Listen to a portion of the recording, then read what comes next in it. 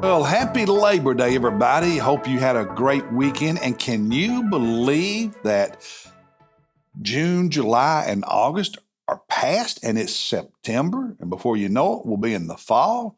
Wow, time really does fly, doesn't it? But anyway, happy Labor Day. I hope you, if you're off today, hope you enjoy it, whether you're grilling cheeseburgers or whatever you're doing. Be safe, have fun, and honor Jesus. All right, Matthew chapter 1. Today we begin reading, the Gospel of Matthew.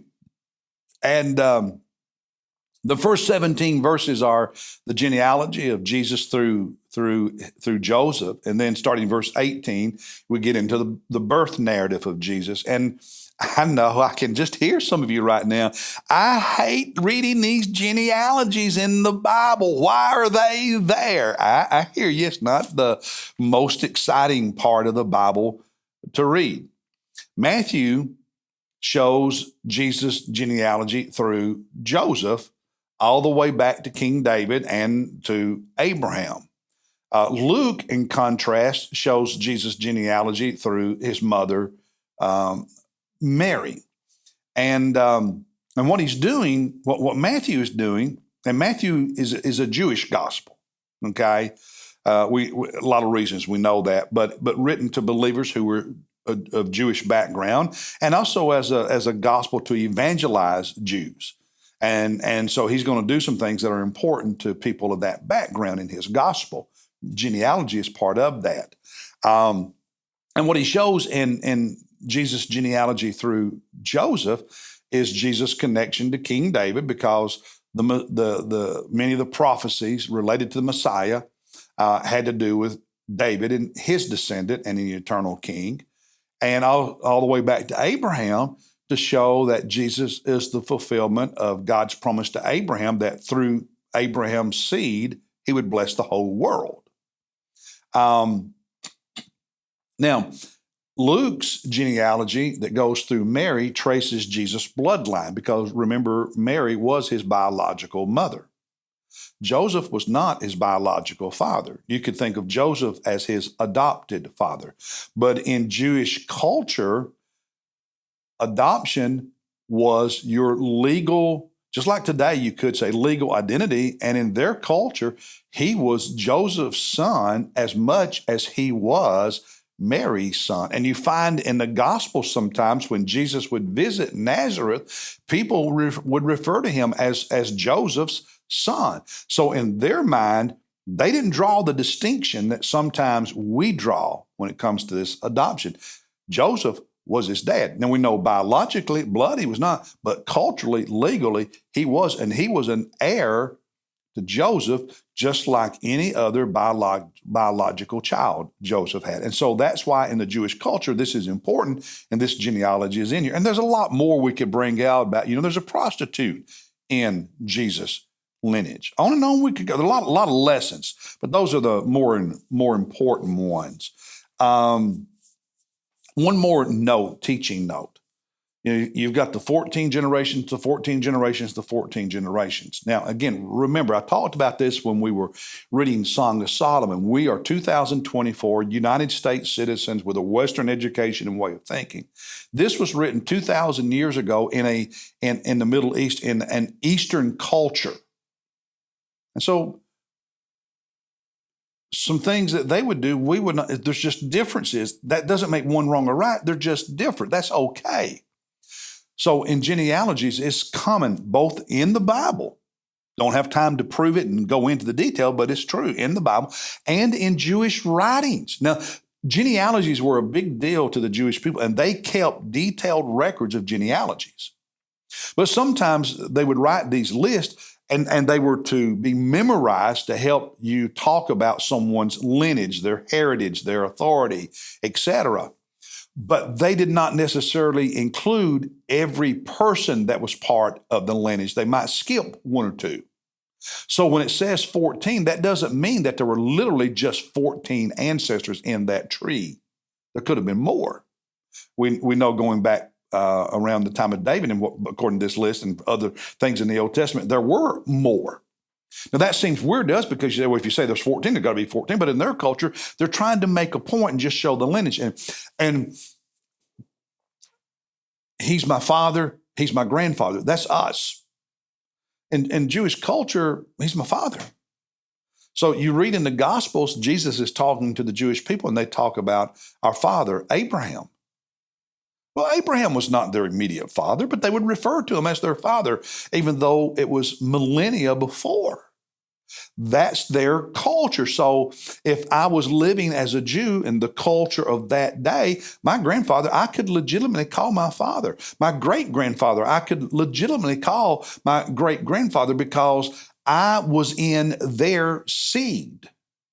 So you have that, Paul talks about that in Romans, and you have that in Genesis that we looked at it a few months ago. The Jewish priest through Levi were in the seed of Abraham, okay, centuries before, when Abraham worshipped and paid a tithe to Melchizedek, the priest. So again, a different culture. So in these genealogies, you need to understand they're showing the heritage and the linkage, and they're trying to make a point. But it doesn't list every ancestor. You just need to know that. But we come to this stuff with our Western mindset, and it leads us to it leads the critics to some wrong conclusion, and it leads us sometimes as Christians to read it and miss what's really being said, or to struggle. And so you need to remember that when it comes to these genealogies, not just in the Bible, but in Jewish literature, it is not unusual. In fact, it's common to leave out some of the ancestors. You're putting together a list to memorize to show the heritage. Nothing more, nothing less. So please understand that. All right, devotionally. Oh, well, no. Oh, I love to teach. One more thing, just to clear up any confusion someone may have. In verse 18, Joseph is referred to as being betrothed to Mary, Mary betrothed to Joseph. But in verse 19, it says Joseph, her husband. Another example of cultural things.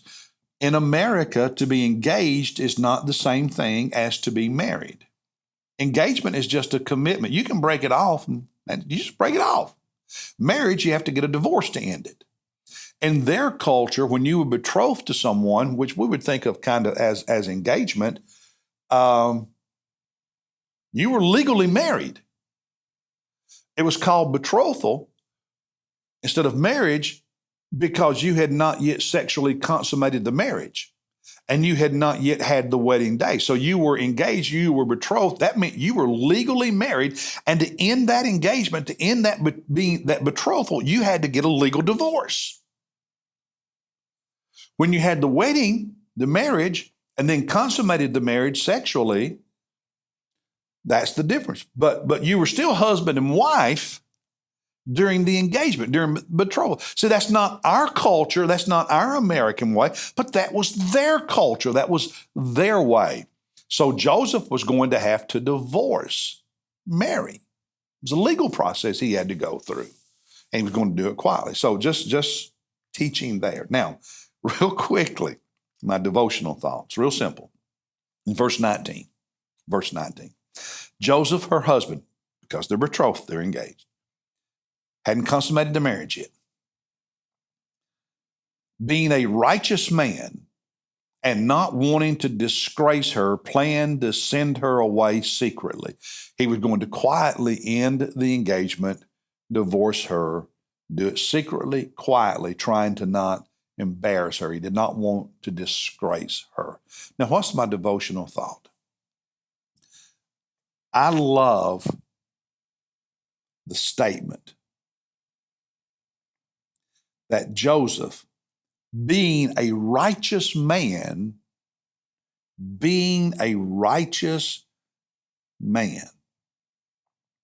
and not wanting to disgrace her. Put those two together.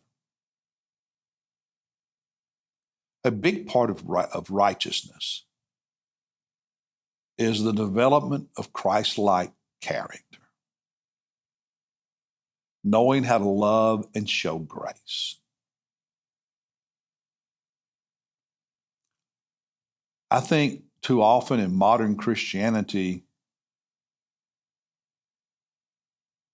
people who think they are righteous spend most of their days being angry and negative and critical and on the attack, and have very little grace. And I would suggest from Scripture that the absence of grace says there's not as much righteousness as you might think. Righteousness and graciousness, righteousness and kindness, they match. And remember, fruit of the Spirit, kindness and gentleness. I'm just saying. So all these angry Christians running around mad all the time that struggle to be gracious. Struggle to be gracious on Facebook, to be gracious on Instagram, to be gracious on Twitter, to be gracious in conversations, need to develop more righteousness, more Christ likeness. And that's the mini sermon for today. I'll see you tomorrow as we look at chapter 2. God bless you, everybody.